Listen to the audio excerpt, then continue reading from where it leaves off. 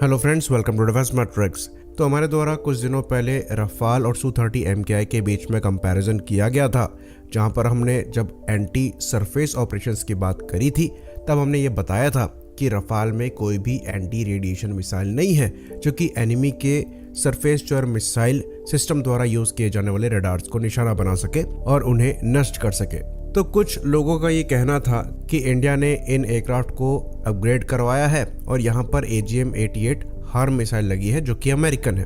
तो इस इंफॉर्मेशन का सोर्स क्या था किसी ने कोट नहीं किया, पर हमारी जानकारी में ऐसा कुछ भी नहीं है। हमारे जो रफाल हैं उनमें फिलहाल के लिए कोई भी एंटी रेडिएशन मिसाइल नहीं है।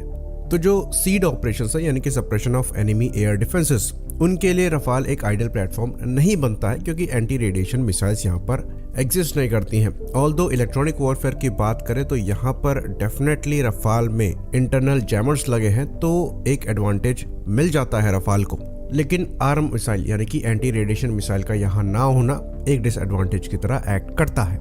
तब सवाल यहाँ पर यह उठ रहा होगा कि जब प्रिसीजन गाइडेड वेपन्स पहले से एग्जिस्ट करते हैं जिसके अंतर्गत ये स्कैल्प PG जैसी क्रूज मिसाइल्स को लॉन्च कर सकता है जो कि 500 किलोमीटर की रेंज में टारगेट को डिस्ट्रॉय करने में सक्षम है, साथ ही साथ हैमर जैसे स्मार्ट म्यूनिशंस को फायर कर सकता है जो कि 70 से 80 किलोमीटर की रेंज में टारगेट्स को एक्यूरेटली डिस्ट्रॉय कर सकते हैं, तो यहाँ पर एंटी रेडिएशन मिसाइल की क्या रिक्वायरमेंट है। तो ये जो हैमर और स्कैल्प PG जैसी मिसाइल्स हैं, यहाँ पर आपको टारगेट की प्रायर इंफॉर्मेशन होनी चाहिए, तभी आप उसे लॉन्च करके डिस्ट्रॉय कर सकते हैं।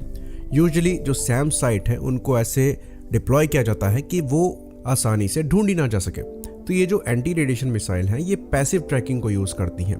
इसके अंतर्गत क्या होता है कि जो रेडार इन एयरक्राफ्ट को ट्रैक कर रहा है ये उन्हीं की रेडिएशन से उनको ट्रैक करती हैं, तो ये अपने आप ही टारगेट को ढूंढने में सक्षम होती हैं।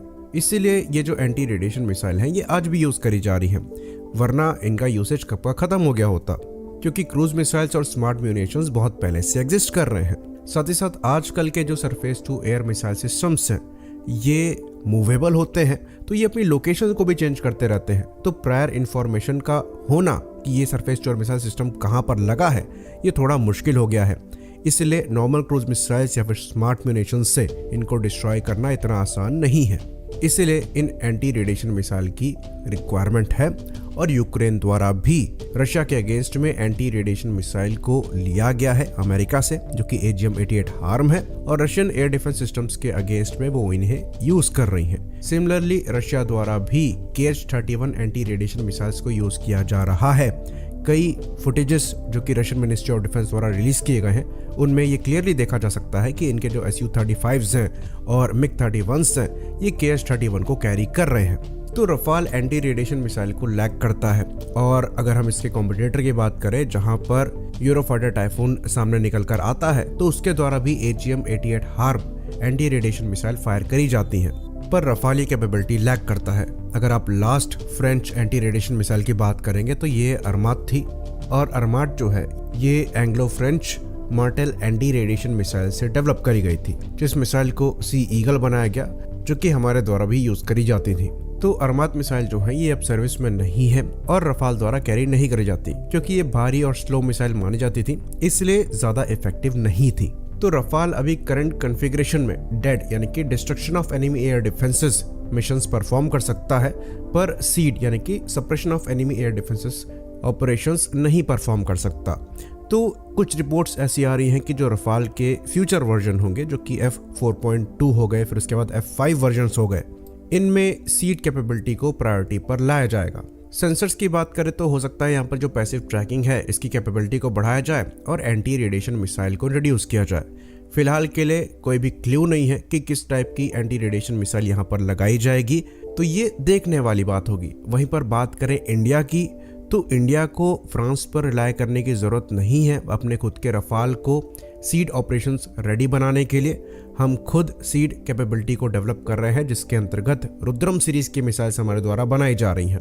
तो फिलहाल के लिए हमारे द्वारा सक्सेसफुल डेवलपमेंट किया गया है रुद्रम 1 का, जो कि एक सुपरसोनिक मिसाइल है और 150 से 200 किलोमीटर की रेंज में टारगेट को डिस्ट्रॉय करने में सक्षम है। ये मिसाइल मिड कोर्स गाइडेंस के लिए पैसिव रडार होमिंग को यूज करती है जैसा कि एंटी रेडिएशन मिसाइल्स करती हैं, और टर्मिनल स्टेज में ये मिलीमीटर वेव रडार को यूज करती हैं। एक्यूरेसी की बात करें तो ये बहुत ही ज़्यादा एक्यूरेट है। कहा जाता है यहाँ पर जो एक्यूरेसी है ये 5 मीटर CEP से कम की मिलती है, जो कि सिंगल डिजिट में है और बड़ी बात है। तो ये मिसाइल सुपरसोनिक स्पीड पर फ्लाई कर सकती है, मैक 2 की स्पीड पर, और ड्यूल पल्स मोटर को यूज करती हैं, तो काफी फास्ट भी हैं।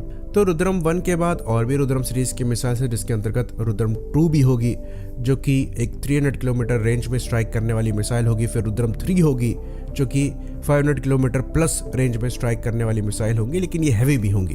तो कम से कम रुद्रम 1 को तो हम यहाँ पर रफाल में खुद से इंटीग्रेट कर सकते हैं। ये चीज़ हम आपको बता दें कि BDL यानी कि भारत डायनामिक्स लिमिटेड और डसॉ एविएशन के बीच में एक MOU साइन हुआ था, जिसके अंतर्गत BDL के जो वेपन्स हैं ये रफाल में लगाए जा सकते हैं।